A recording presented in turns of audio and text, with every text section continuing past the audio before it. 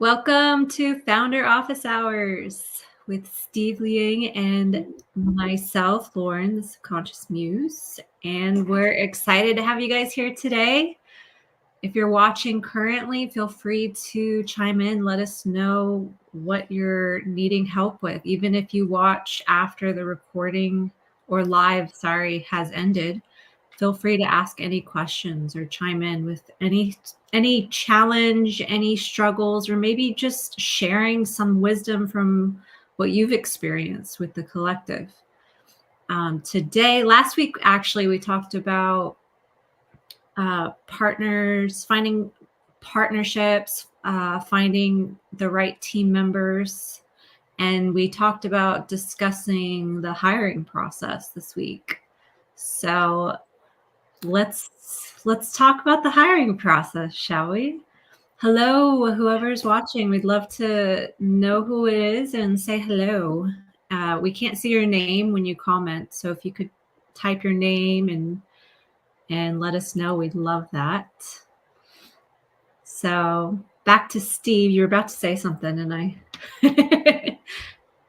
Oh no, I don't have much to say. I'm looking up my notes that I took for the interviews, so I can join the conversation. What do you have in mind, Lauren?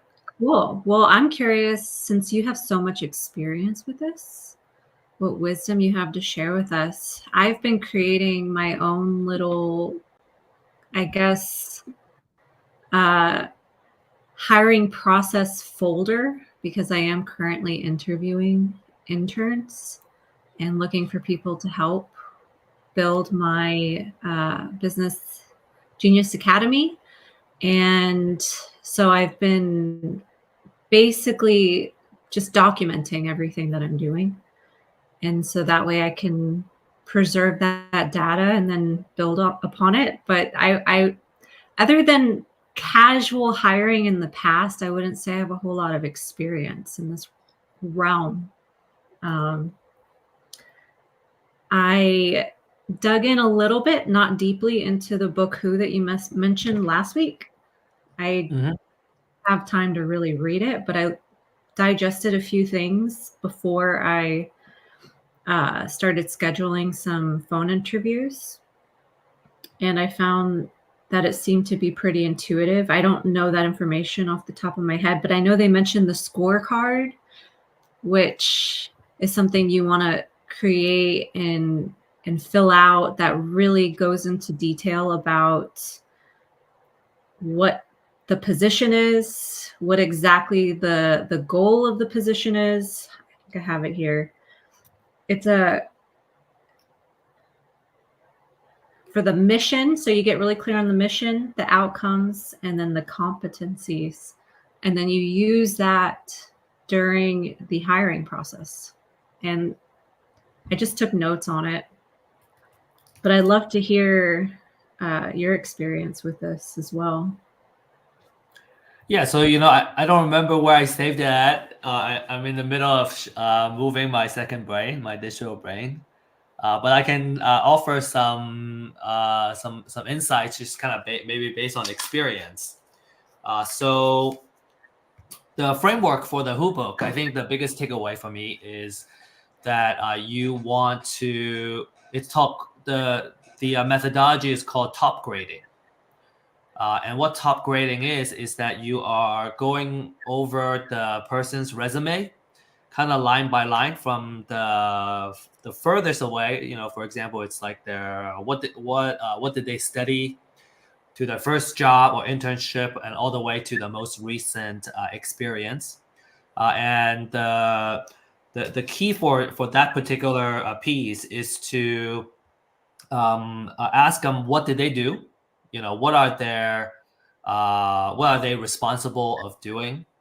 And what were they able to achieve?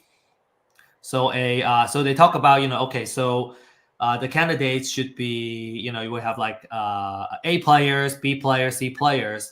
So usually A players are, when they describe what they did, they would be more specific in their accomplishment. So, for example, they would say that I was in charge of growing customer, or I was in charge of customer acquisition, and they are very specific about their outcome because the reason is because they're measuring themselves, right? If you don't measure yourself, you won't be able to tell that kind of story.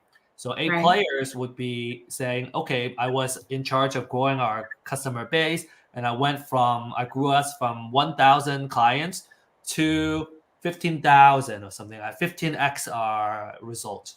So when you hear something like that, So when you hear something like that, that's a sign of an A player because it tells you that he's clear, or he or she is clear on what they were hired to do. And they were very specific on the outcome. Like they knew what they were doing and they went ahead and they did it. So now you may need to ask a couple of additional questions in order to draw them out. Usually A players, especially if they understand the hiring process, they would directly give you that. And then you can move on to the next couple of questions. But maybe some other questions to draw that out was, what were you hired to do? And what were your responsibilities? And what were the outcome?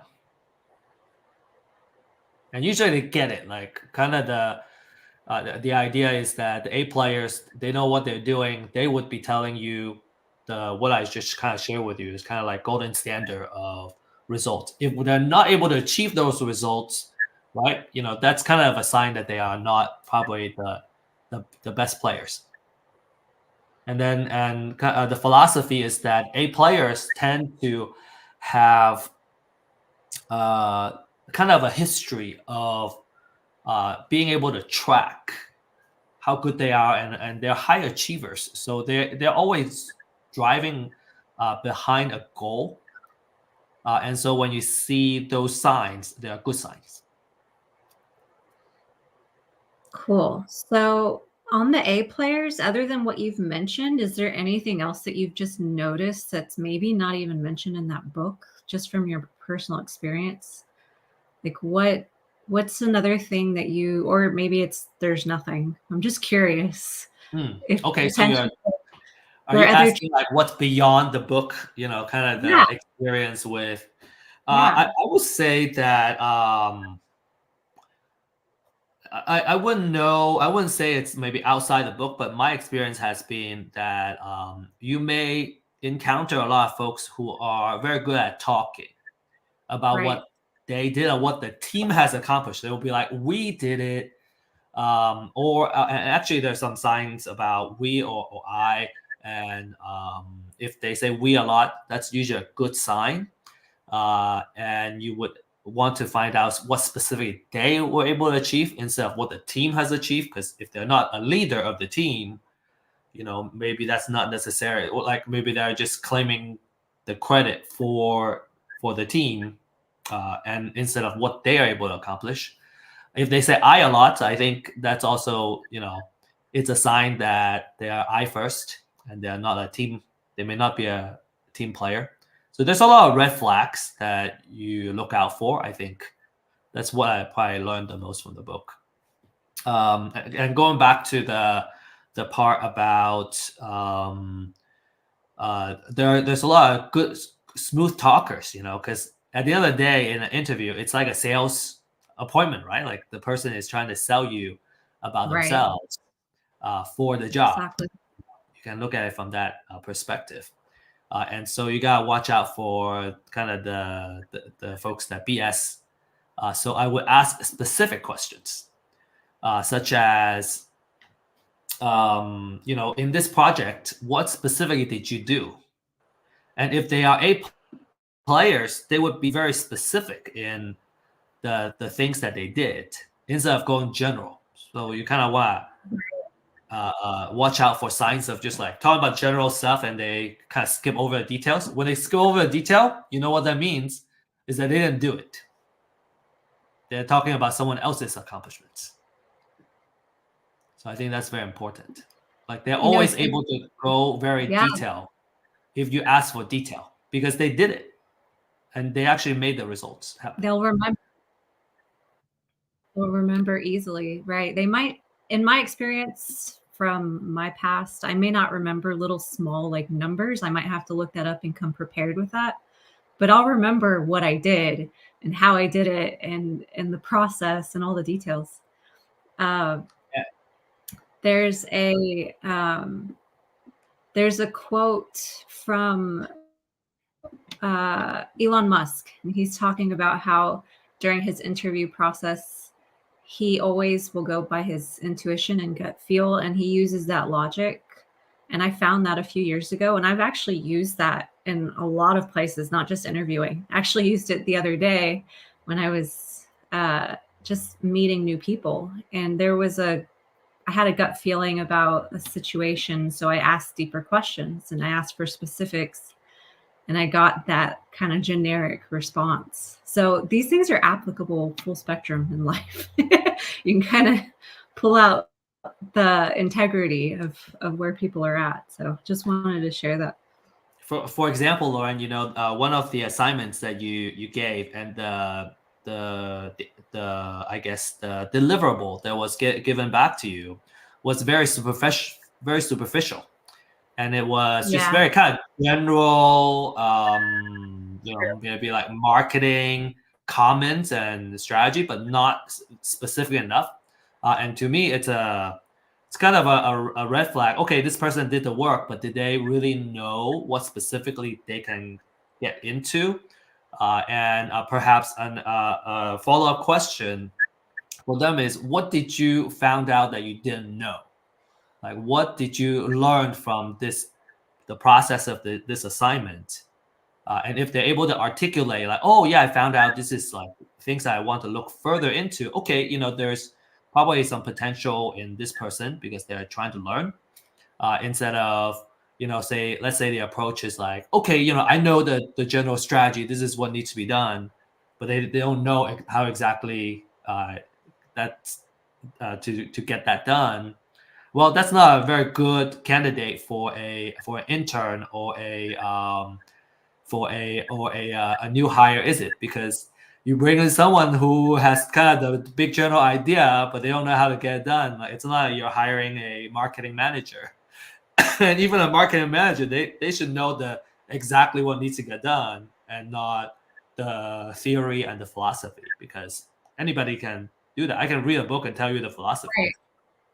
This is an interesting question. I guess it's not really a question, but during the interview with the same candidate, they were very specific, and I asked for details about their job role, and they literally painted it out as if I was sitting there watching them. So it was kind of ironic that they returned with such a superficial project. And I guess in that case, that would be the good question, right? Like, what did you learn? And I guess also it just shows you, I think everyone has a different idea of what quality is, right? And how deep that they go in the beginning stages of something. So just something to think about. But yeah, I hear you and I agree for sure. A couple of points I want to make is that I think number one is the interview is a filtering process. Right. You should have enough applicants so that you can screen them out, and you're looking for red flags and signs to exclude the folks that don't fit the bill, so you can get the best people. And I think some of the struggle or challenges might be where, man, I'm so short-handed. I just need to bring someone on board, and maybe they're not A players, and I end up, just making a compromise. That tends to be an urge that's best resisted. If it's a high potential person, as an A player, doesn't have a lot of skill set, that's a very different. That to me is kind of an A player that's worth nurturing. Versus somebody that kind of has to say they have the skill set, and maybe they actually do, but maybe it's not necessarily the best character person, and we haven't really gone down that path yet. So, but I just want to kind of raise the kind of clarification of the interview is a filtering and attracting process. when I ask them questions, it's supposed to ideally help them understand what they don't know and what they need to learn. And if they know everything, that means that there's nothing for them to grow in for that role. And maybe that's, I have made that mistake before. I go, man, I need talent. I just need someone who can do that job well. Well, once they get the job done, 3-6 months later, they're not challenged anymore, and they get bored, and then they get if the character is not right, it became a problem for the organization. So something to kind of look out for, kind of down the road. So that's one. Oh, and then the second one, for the internship, is that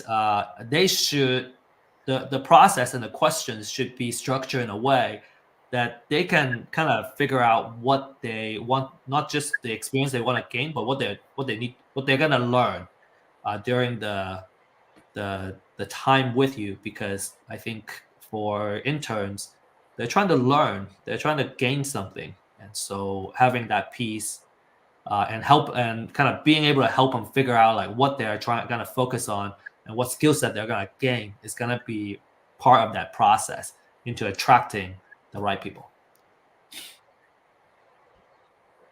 Yeah, I love that.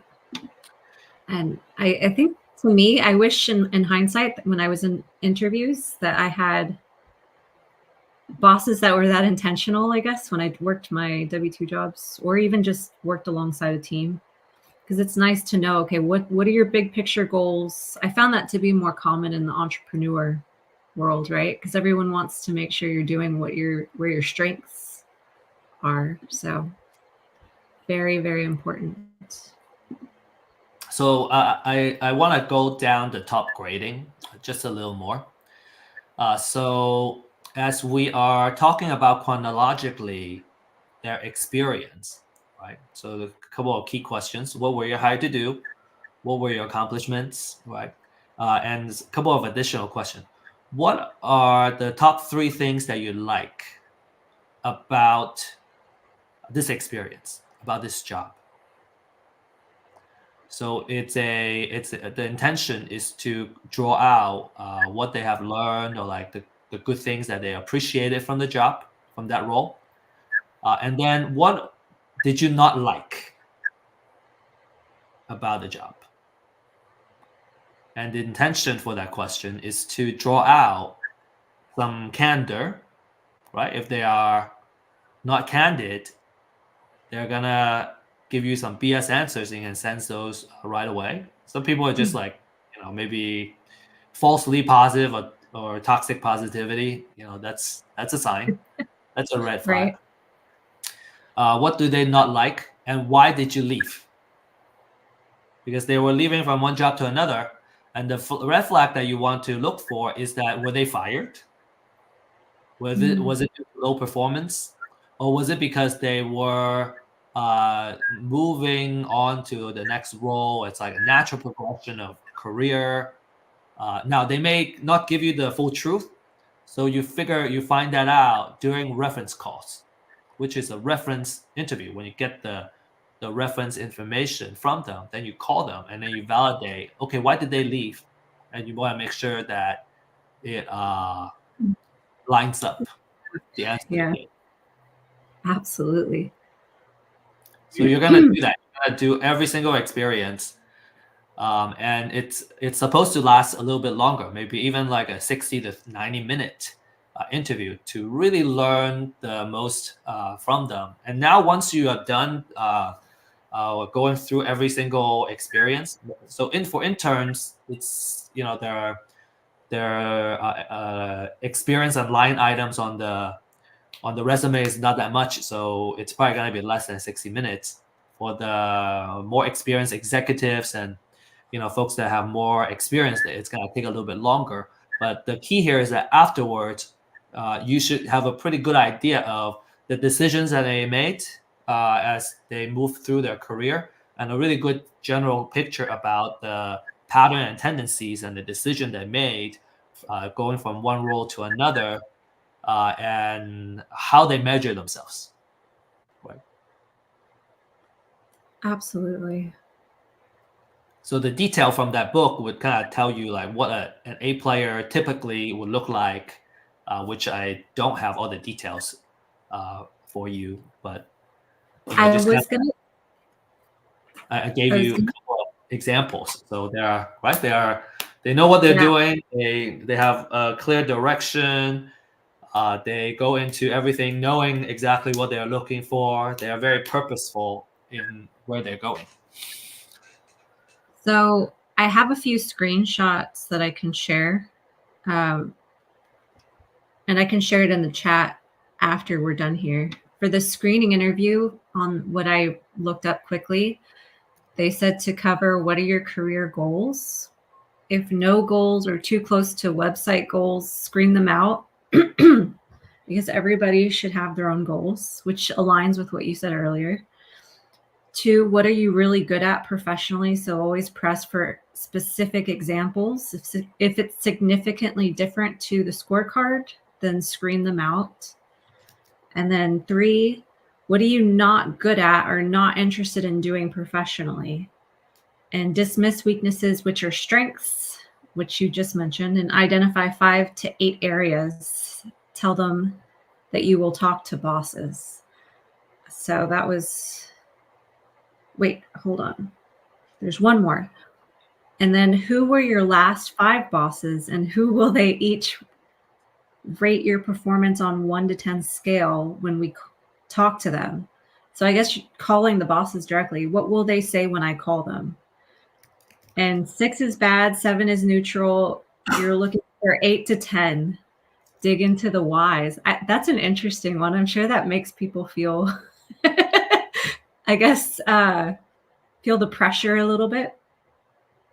And then always dig deeper with what, how, and tell me more. And the quote that they put here is gut feeling is particularly important in determining who not to hire, not for hiring. And I also have a list of red flags as well before we move forward. They said, does not mention past failures. The candidate exaggerates, takes credit for the work of others, speaks poorly of past bosses, cannot explain job moves, managerial positions, never had to hire or fire, more interested in compensation and benefits than the actual job, tries too hard to look like an expert, self-absorbed, winning things that don't matter, starting sentences with no, but, however, having an overactive ego, winners don't blame, making excuses for their challenges, and the excessive need to be me, might not be able to adapt. So just to add on to earlier's discussion, to get a little bit of clarity, let me put these on the chat too, so everyone will be able to see them. I'm finding a file now. Only one of the files. Did I share that with you, Lauren, or not? Not really. I did not. I'm not sure what you have yet. We may have talked over it. I don't know if you shared it. No. Here.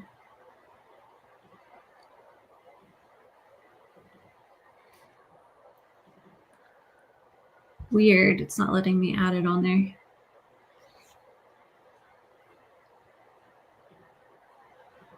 Want to add a picture, Facebook? It won't let me. I'll do it later. I'll do it in a bit, guys.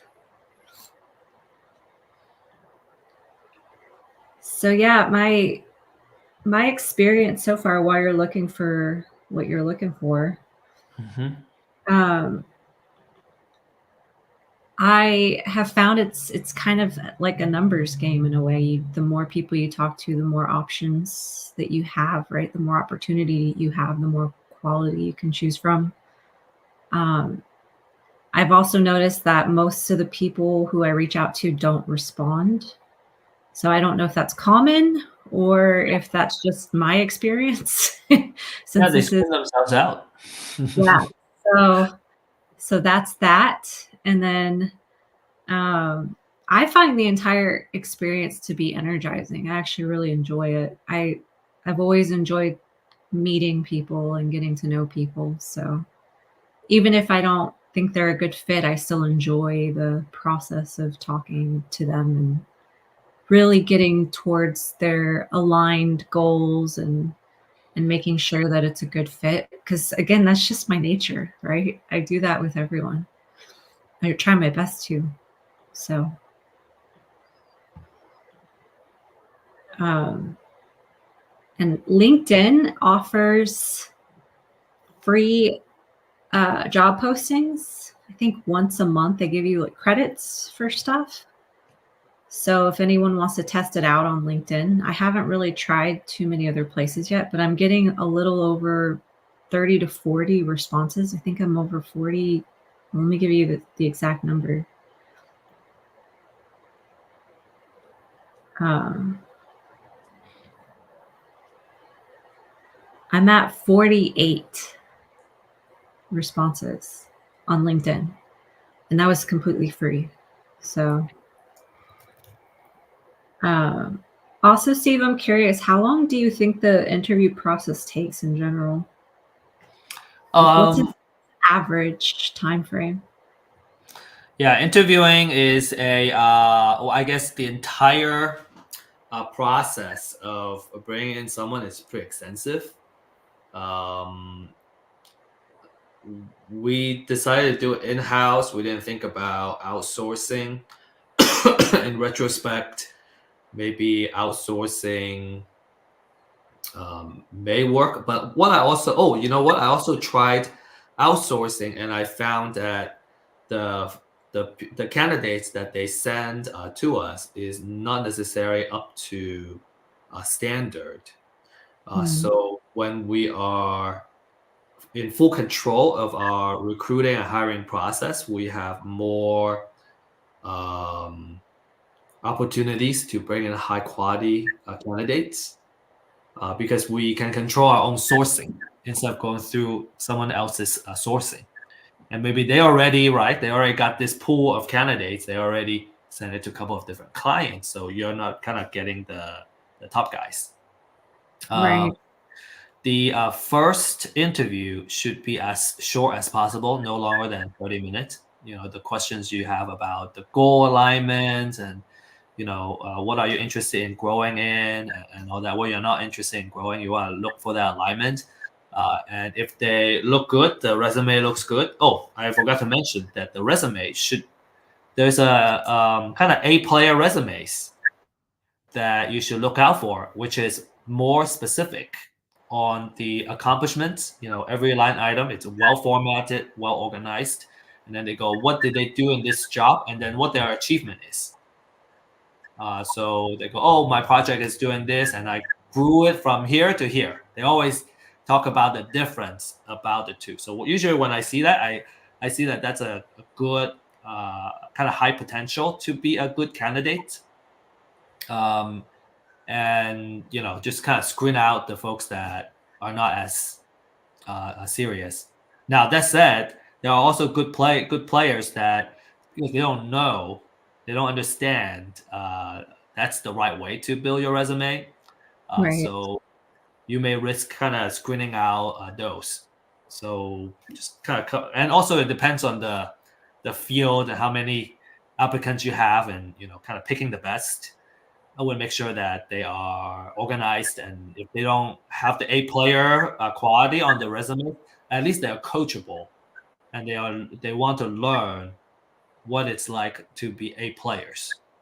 I think that's very important. We're coaching them and teaching them to be A-players, and I think that should be a big attraction too. Absolutely. So okay, going back to your question, at most 30 minutes for the first interview. The phone interview, as short as possible. The second one would be the top grading, which is 60 to 90 minutes. and then we have like the third interview, and that's kind of the final interview, where we probably want to have more people, and we're gonna talk to them about more specifically questions of, it's called focus interview, and and excuse me, and we really kind of talk about the specific role, and like how, who are we looking for, and what kind of skill set are we looking for, and see like whether it's a good match or not. And in that specific focus interview, we would want to look for different type of things too. So, for example, the it's called, you want to match the skill set and motivation, which is kind of like the situational leadership that we talked about the other week, where we talk about skill and knowledge and experience on one side, and then the other one is their motivation, how motivated they are in being able to be successful, and kind of matching those. And some of the red flags that you mentioned is kind of part of what we look for also in that interview.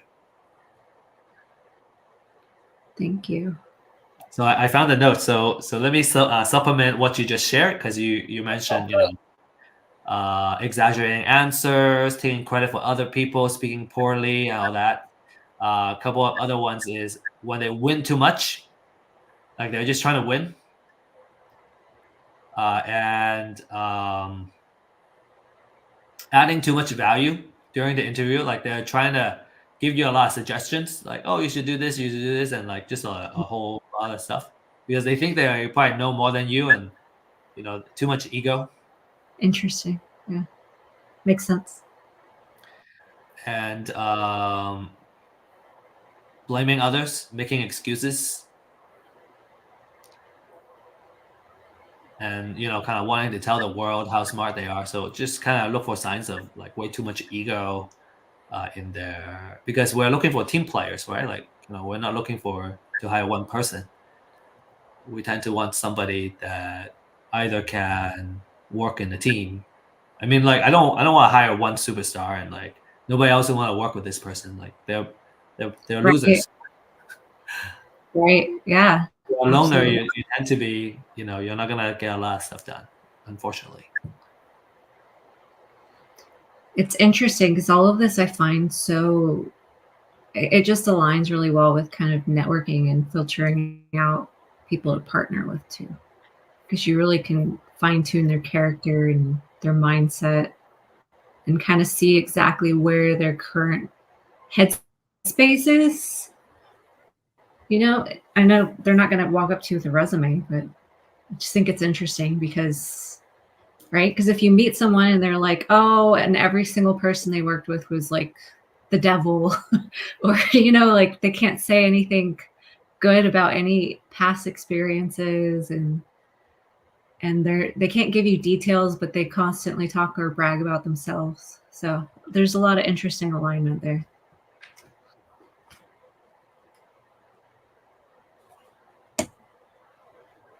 All right. So the time frame, you said 30 minutes for the first interview. The second one, 60 to 90 minutes. The third one is, what's the time frame on that one typically? 1 to 2 hours.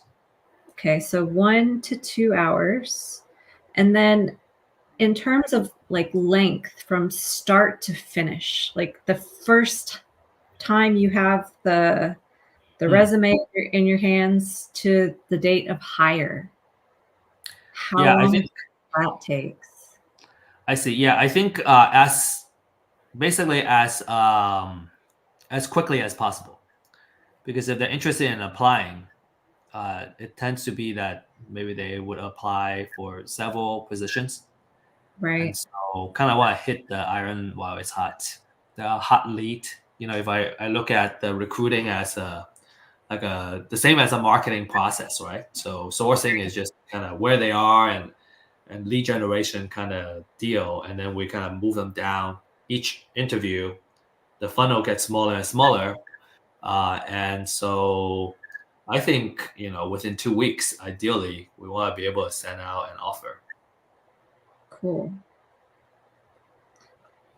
I'm curious if you'd be willing to share any specific examples. I know you can't really name people. I mean, I guess you could, but I'm not sure that's the proper way to move. But I'm curious if you have any specific examples of maybe like a horrible interview and maybe also like one of the best interviews you've ever had and like what that looked like for you. Okay. Yeah. So I think one key thing is, I think as an interviewer, we can stop the interview anytime if we see like this is a person that they're not good candidates. I don't need to waste any more time. We don't need to continue to do it just to be polite. We can do it to gain experience, and I did that. I pay a lot of dues on that.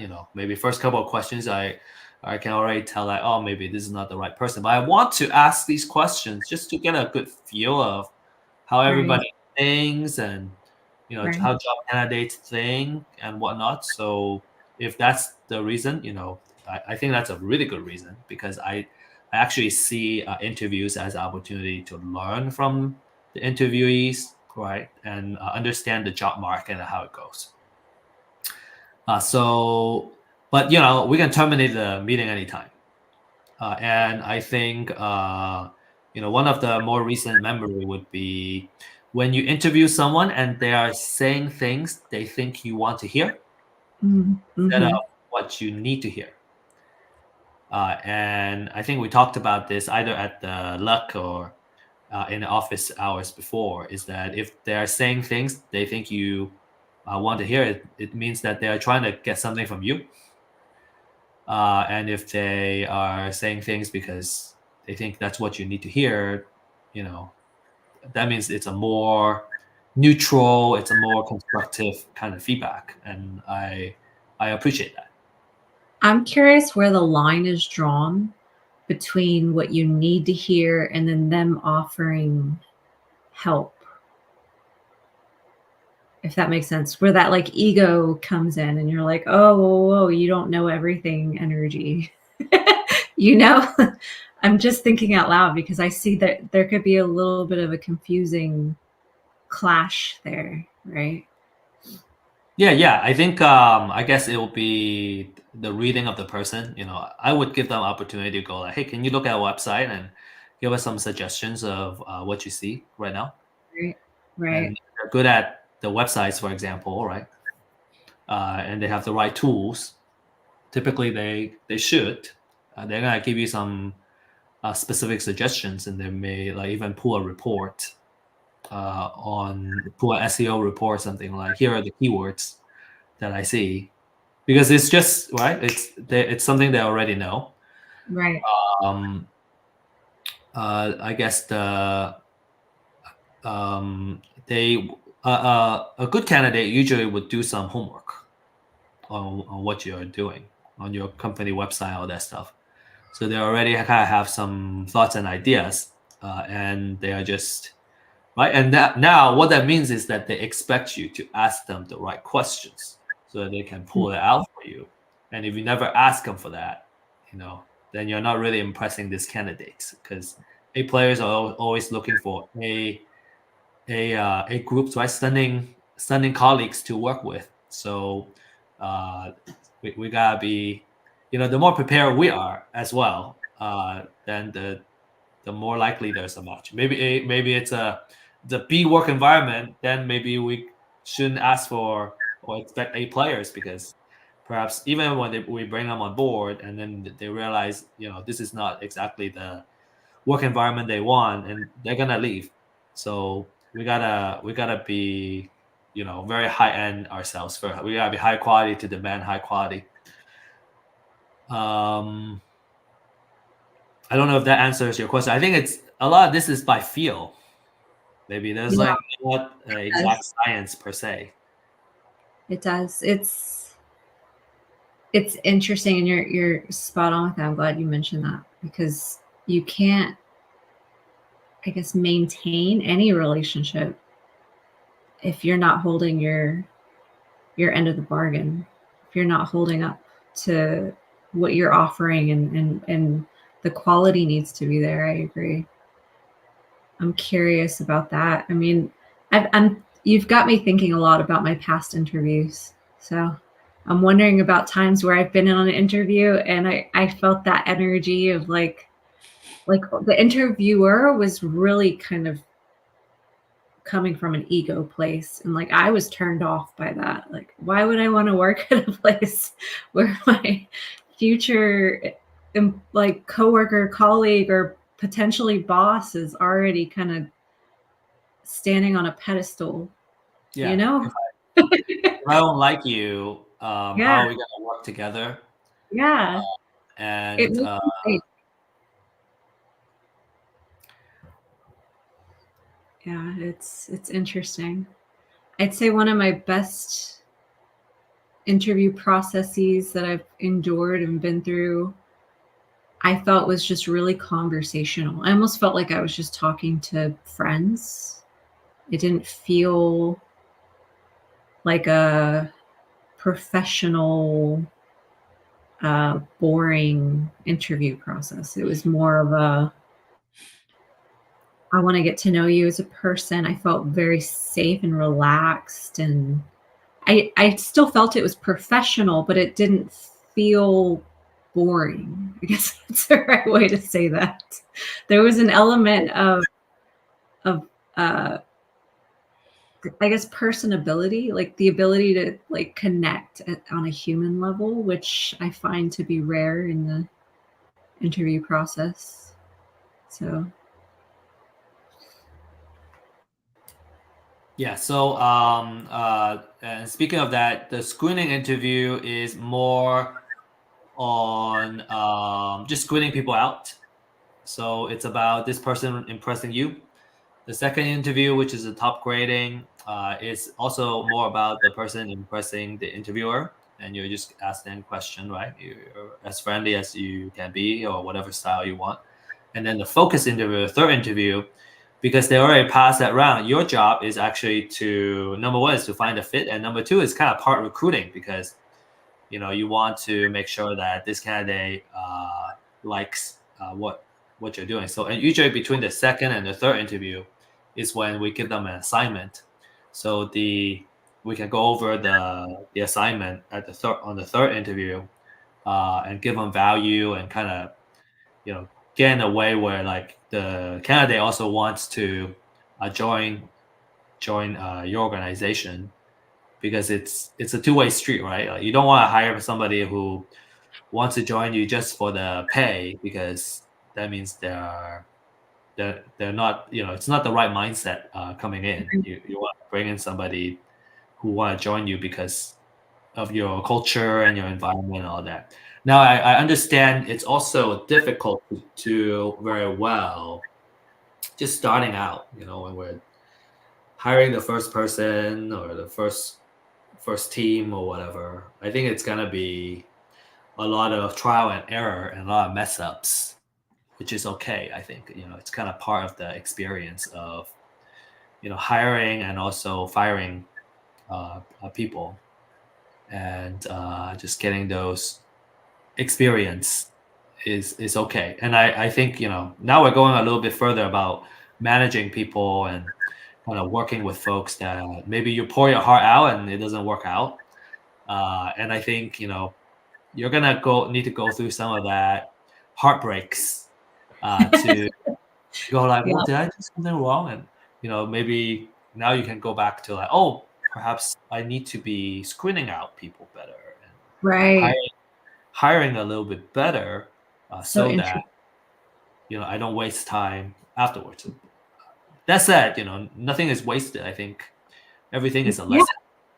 Absolutely. And it's always, I mean, this just reminds me of the dating world, right? It's like you get smarter every time, but we all still make mistakes. It's like it's part of being human. We move as intelligently as we can. And I think being a little more aware and conscious about human nature and human relations helps a lot. When I first hire folks, let me recount. I think the first hire was good, which kind of led to a couple of subsequent hires that were referred by the first person, but Okay. they were not very good. Oh, Kind of flaky. And then, I kind of got stuck in the like, okay, let me see if I can,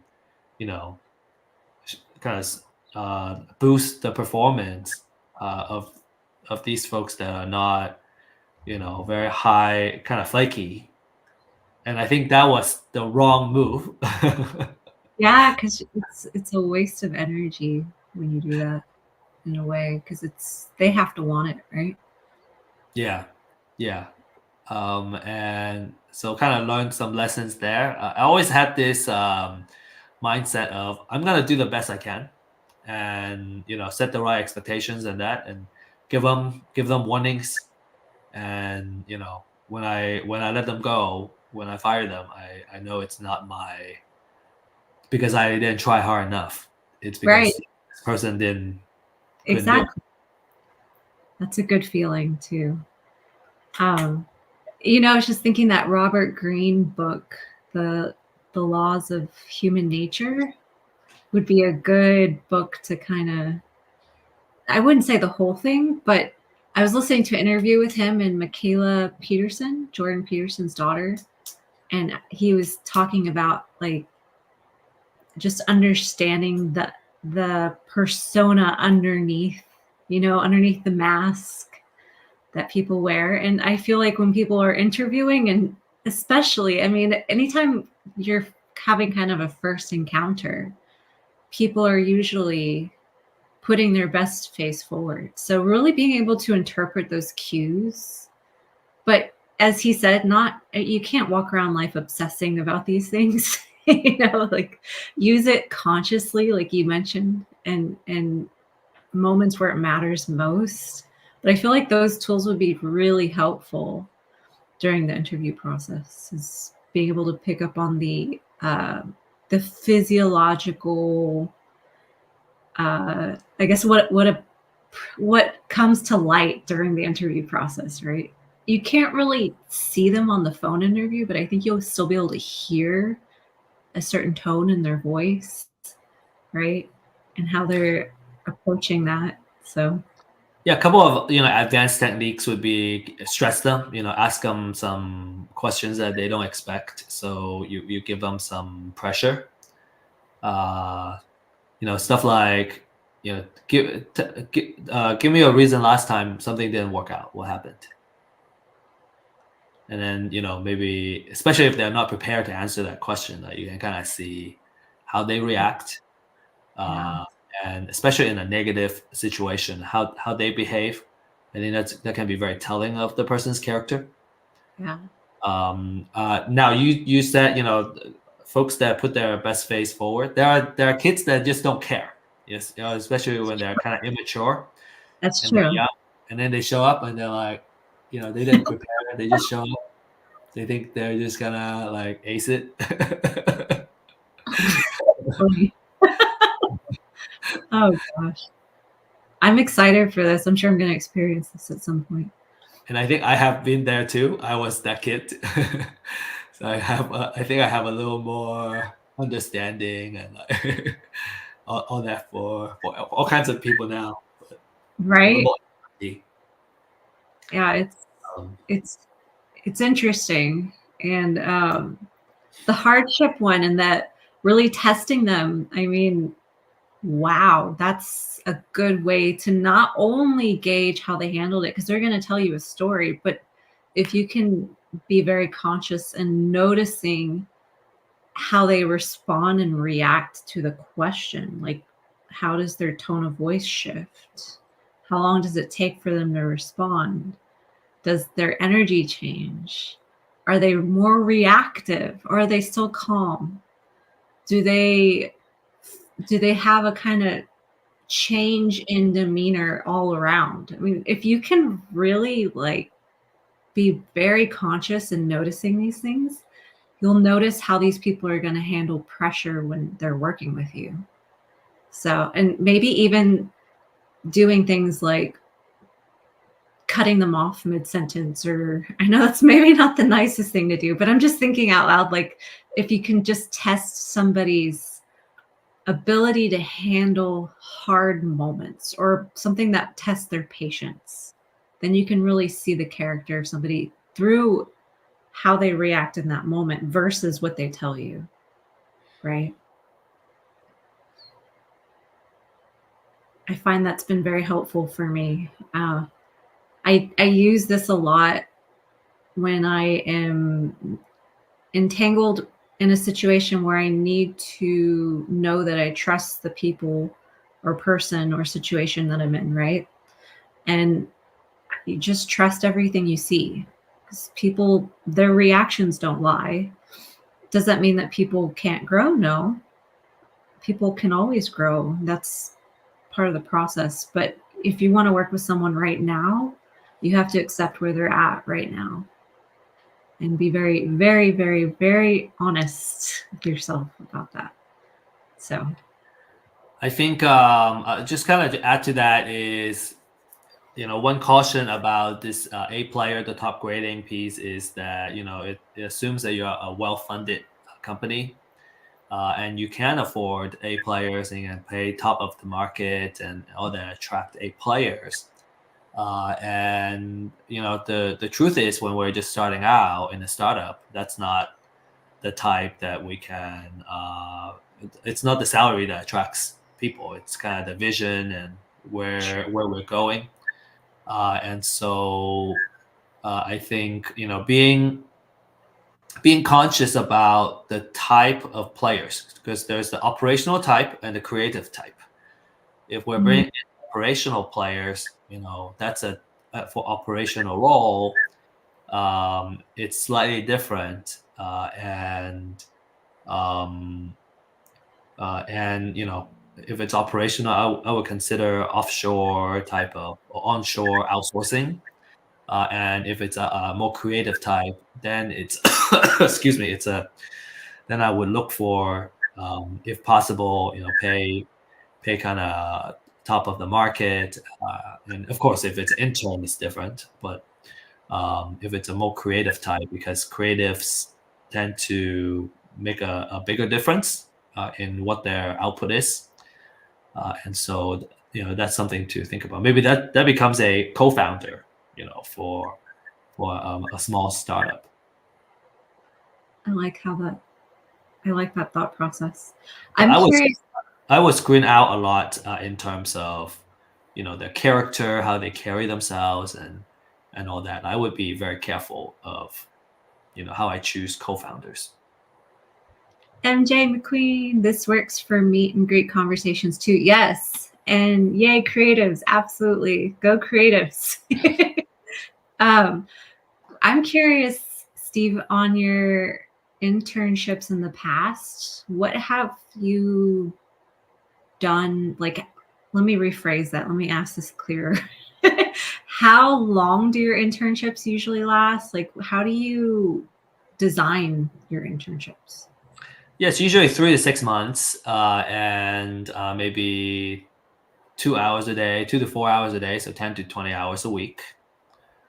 And we have mainly focused. So I think in the beginning, I would even put them in more operational roles because it just needed to get done. And I kind of just teaching them, okay, this is the things you need to get done, knowing that it's not that consistent, but at least I got someone else to do it. I don't have to do it.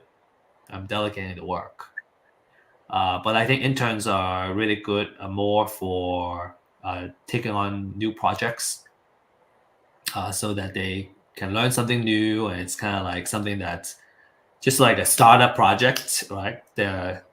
Nothing is currently established.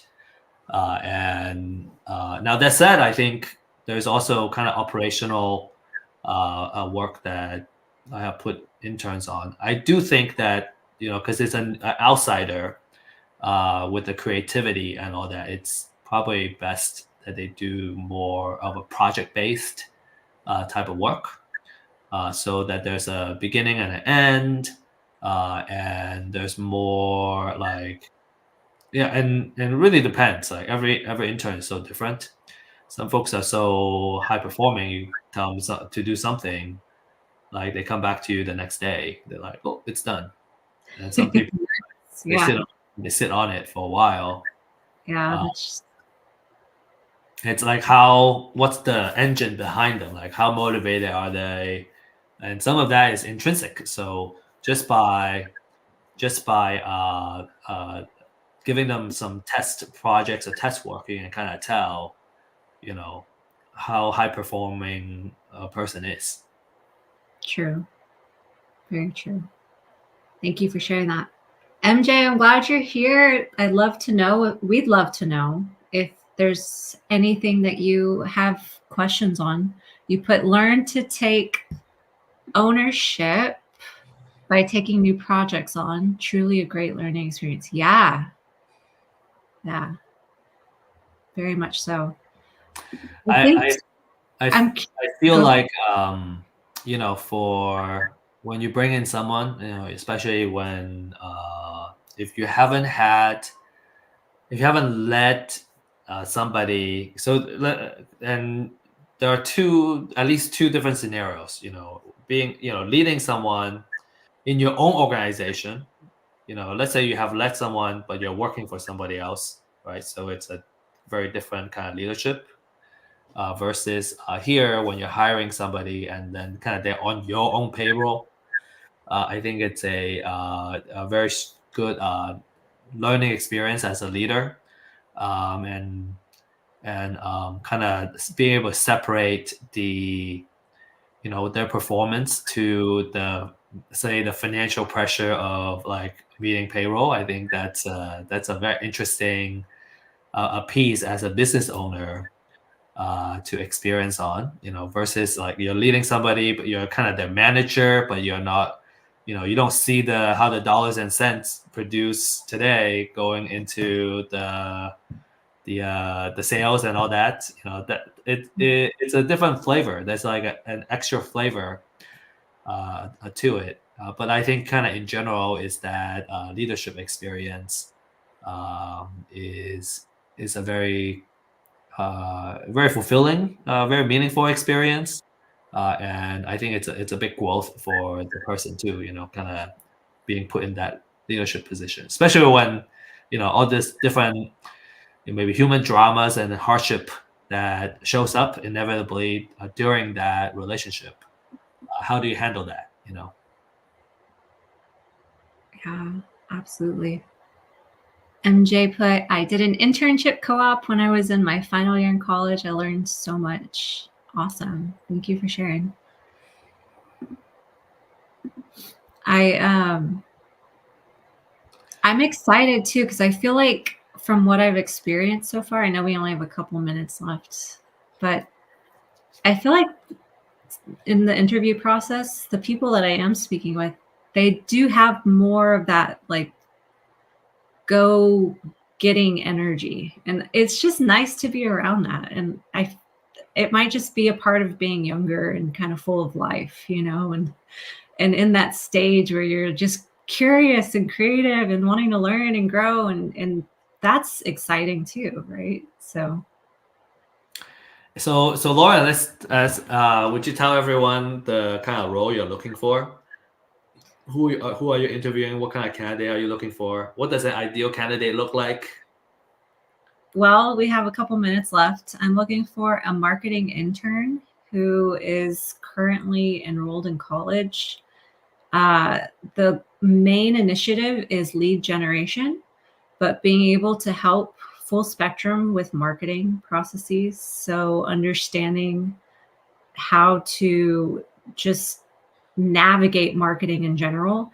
The ideal candidate is going to be a marketing major and also has had, not only have they mentioned that that's their mission in life to move in that direction, but they've also already had experience in previous roles on maybe managing social media accounts, gaining a certain amount of, I guess, monetary profit for a company based on lead generation, et cetera.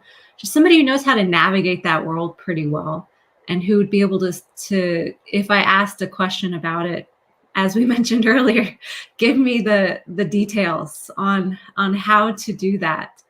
And really what I want to do is align this position with exactly what they want to learn. So even though they'll be really helping with everything, ideally, big picture, I'd love for them to focus mostly on what they want to focus on, what where their heart sings, what they're most excited about, right?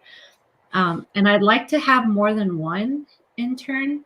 I also am looking for interns that are well versed with video editing, just because I have another project going on that I'm considering having interns help with. And right now it's commission based, but potentially could turn into more in time.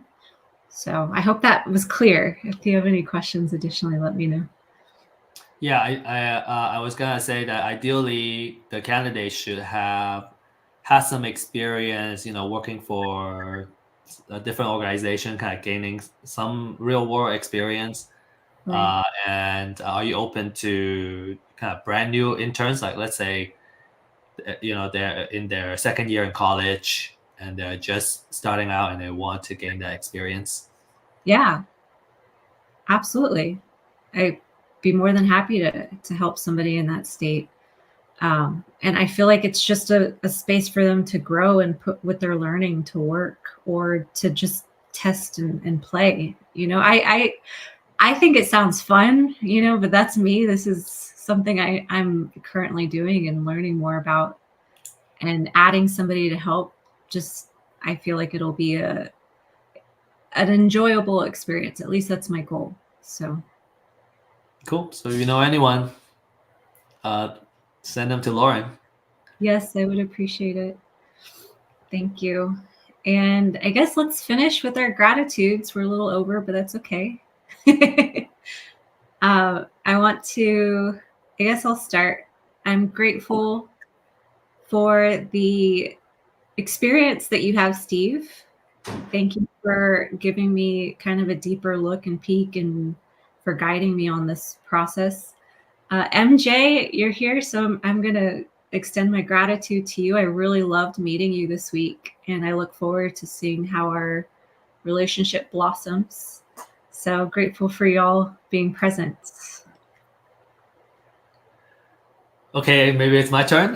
My gratitude would be the refresher for this interview process, and kind of using that for probably helping with the final interviews coming up, and also rebuilding my second brain. That's kind of my project I need to finish today. So kind of moving all my notes from Evernote to Apple Notes, kind of trying to finish that job. So, and a beautiful day outside. So I'm gonna reward myself when I'm done. Good. I'm glad. And maybe that's a little therapeutic too. So enjoy. All right. Well, thank you guys for watching. Appreciate y'all. Enjoy the rest of your day. Enjoy your weekend. And if you have any questions, just let us know. We're always here to answer them. Take care. Bye bye.